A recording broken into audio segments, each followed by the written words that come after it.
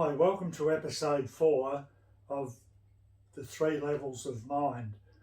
In this episode, I want to discuss the power of sensation and imprints because they're the most important elements of the way our brain functions. But we know very little about it because our intellectual mind has taken over and we've forgotten about this part of our brain. Our sensations and our imprints are part of our brain down here. And people who do primal therapy understand this because primal therapy starts from the intellectual level of mind, and then it goes through a gate here, what we call the amygdala. I think most people would be familiar with the amygdala in that it's the gateway between the intellectual mind and the feeling mind. We do talk about emotions, but emotions lie on top of feelings. We have a feeling and then we have it show an emotion about those feelings. So I'll put the emotions in there. But what we do in primal therapy is that we go underneath the emotions and break into the feelings. The feelings lie underneath the intellectual mind. Now that would be 2 realms of brain functioning, is the intellect and the feelings. Now, when Arthur Janov started doing his primal therapy, when he discovered a way to get through the amygdala, to get underneath the defense systems to go down into there, he claimed that people could be cured of neurosis in less than 12 months. However, people were coming back after 2 or 3 years and saying that although their lives had improved, they felt as though there was more. Now, in the preceding years, Janov knew he was onto something in the way that he was doing his therapy, and he was improving his interventions and improving his understanding. So when these people came back and they restarted their therapy, they were actually able to break into the level of sensation in the mind, and that's where the real healing power is. But it's a different realm. We got the one realm here, second realm there, and third realm there. So it seems to be different. It seems to be a lot different to our intellectual realm in the way we live now. So, and the gateway into the sensations, from feelings into sensations, could be the periaqueductal grey, or PAG, as Jack Panksepp and Byron will tell you. And I'll just read a little excerpt from their book about, I make the claim because I did primal therapy, and anybody who undergoes primal therapy gets to experience those 3 levels. But there's no proof of that because science is up here at the moment at a cognitive level. It doesn't understand any of this stuff because scientists don't have to feel their feelings or sense their sensations. It's not part of their learning, so they're not aware of it. But there are neural substrates or whatever they call it that will show that there are pathways in the brain that back up what I'm saying. So this is from the Archaeology of Mind, Neuroevolutionary Origins of Human Emotions. That's important. The neuroevolutionary origins of human emotions come from down here, not up here, but the thing that drives the feelings and the emotions comes from down there. This is what they say on page 392. Still, abundant evidence indicate that effective feelings are very ancient in brain evolution. And primal therapy understands that the brain stem is the first thing that developed in evolution, and that's where we need to go. That's who we were way back in evolutionary times. But we must now entertain new ideas about how they are actually constructed from neural activities. We can reasonably be confident that they arise from medial brainstem regions, but neither the precise neural mechanisms nor the strategies to generate definitive understanding are crystal clear. Then on page 402, the PAG, or periaqueductal grey, is the most ancient and most highly concentrated emotional convergence zone within the human brain.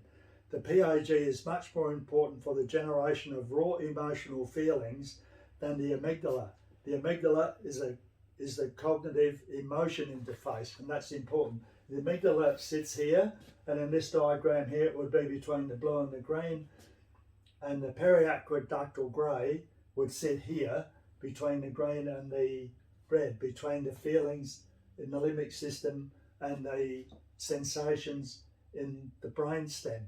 So we have scientific proof or scientific understanding that what I'm talking about today in the power of sensations imprint does have some neuroscientific understanding.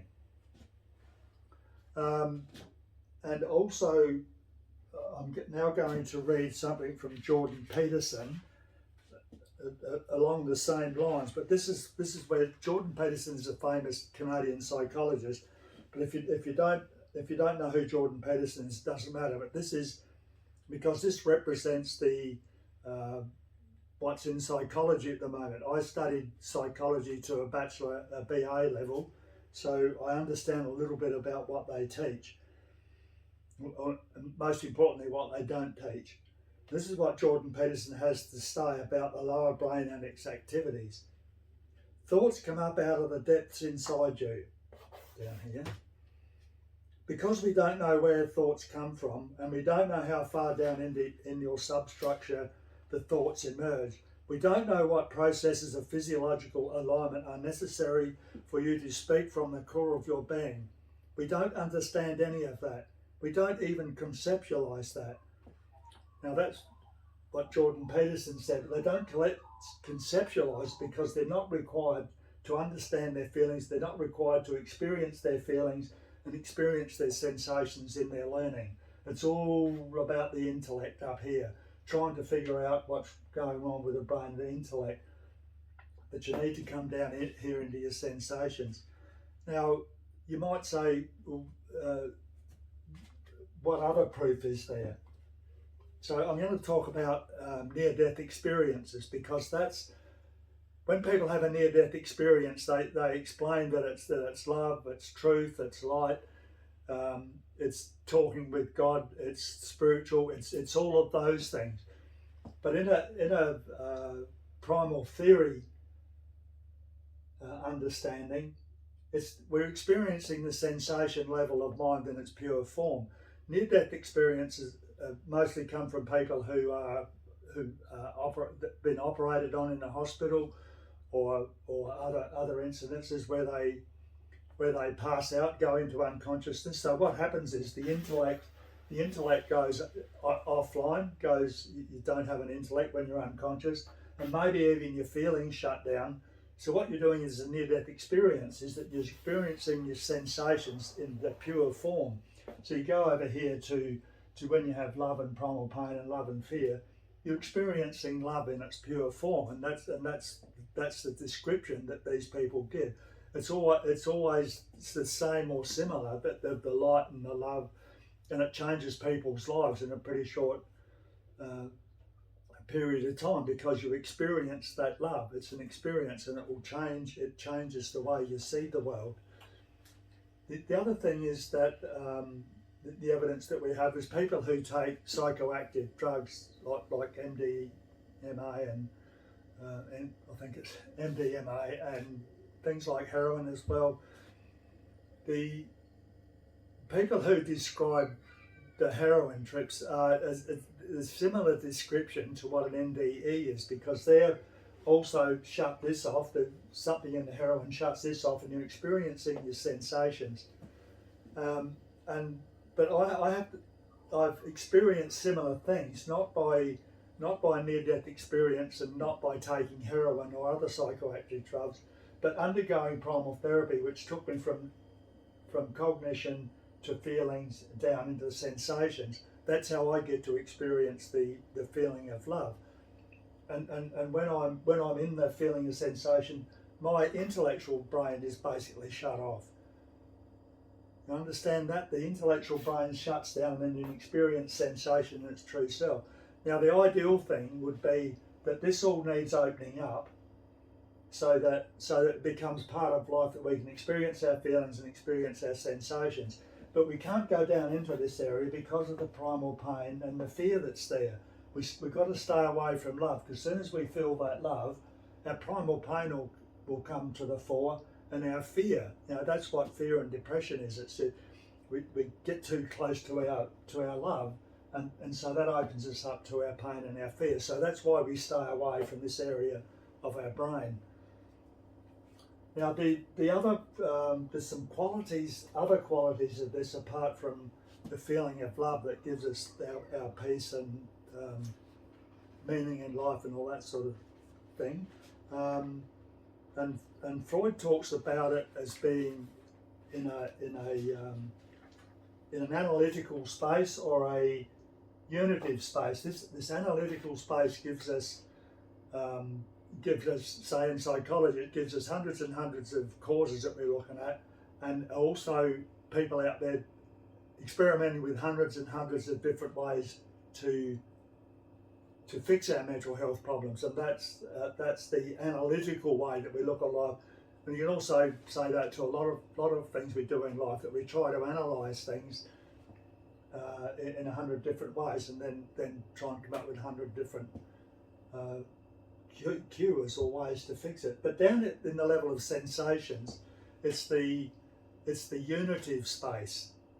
In that if you understand the cause, the solution comes through. And this is what Freud has to say. Intuition and heightened mental clarity flow from superconscious awareness. Now Freud talks about the superconscious, but primal theory talks about the sensation level of mind. That's where your superconscious is, but we don't understand that. We're trying to work our superconscious into our intellect, but that's not going to work. Our superconsciousness is down in the level of the brainstem. Intuition and heightened mental clarity flow from superconscious awareness. The conscious mind is limited by its analytical nature and therefore sees all things as separate and distinct. That's what I was talking about. It's all separate and distinct, so that they know what the problem is, but there's no solution to it. We may be puzzled by a certain situation, but because it seems unrelated to other event, it's difficult to draw a clear course of action. Now that's that part of the mind. By contrast, because the superconscious or sensation level of consciousness is unitive and sees all things as part of a whole, it can readily draw solutions. In the superconscious or in the sensations, the problem and the solution are seen as one. That's an important point. The problem and the solution are seen as one.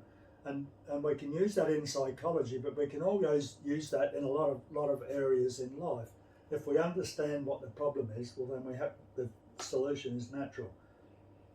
In the superconscious, the problem and the solution are seen as one, as though the solution was a natural outgrowth from the problems. Now that's a very important understanding, that we don't use that in our human nature because we don't understand it. But it's an important part of the knowledge that you get when you go down to there. The intellect is only 10% of our brain. The feelings and sensation make up the other 90%. It doesn't contain intellectual knowledge, but it contains the knowledge of love, the beauty and the light and whatever else you want to say about love, but also gives us the ability to understand causes and to come up with the solution straight away. And that's areas of knowledge that we have down here that we're not utilising in the human form at this stage because we simply don't understand it. But the knowledge down here is incredible, and we need that to bring it to live a decent human life. We need to be in contact with our feelings and our sensations. Very important in relationships as well. Now I'm just going to take a little break, and I'm going to come back and talk about imprints because they're part of the lower brain as well. Hi, I've had a little break and I've come back to talk about the power of imprints, or the action of imprints within the lower human brain. It's something that doesn't get discussed very often in the literature and that.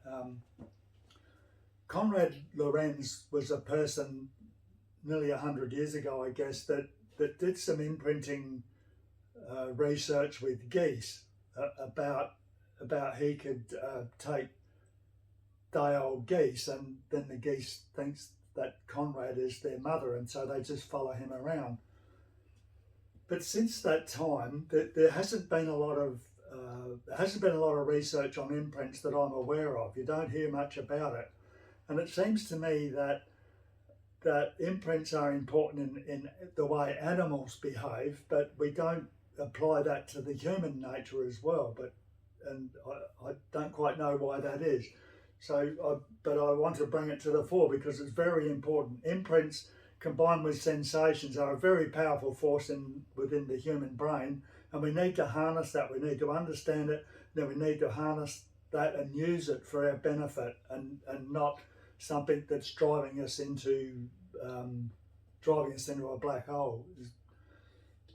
We need to correct the course that we're on, and understanding our level of sensations and the power of our imprints is part of that.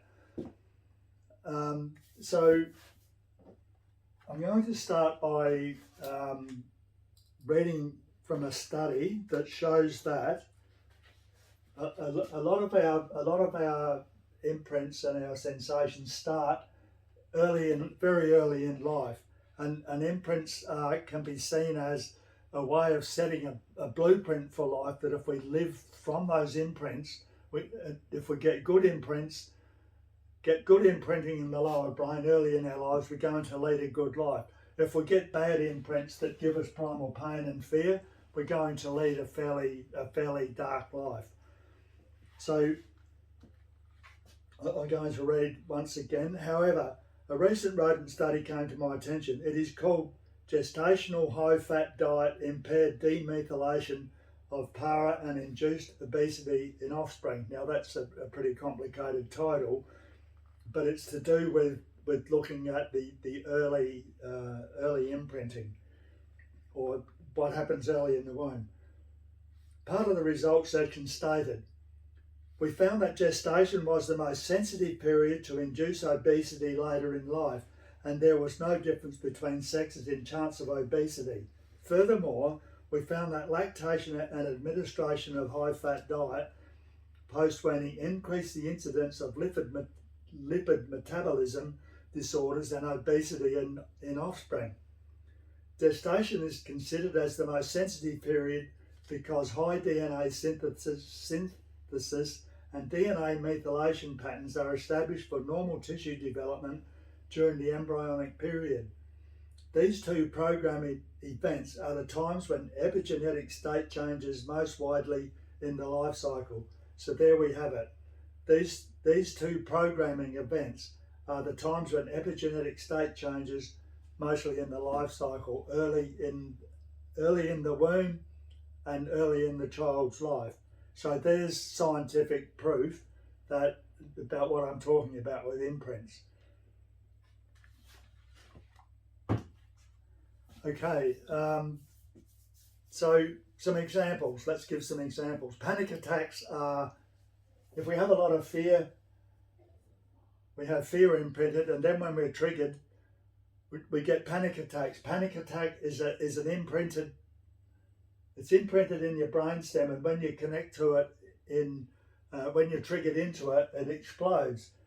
And you've only got, your cognition's only 10% of your brain. This down here is 90% of your brain. So you can't control a panic attack with 10% of your brain, when a panic attack involves the force of your lower brain. You can't control it. So that's what panic attacks are. And those things that cause panic attacks are imprinted in the brain. Now we understand that from a primal therapy viewpoint, because when we go down there, we disarm that.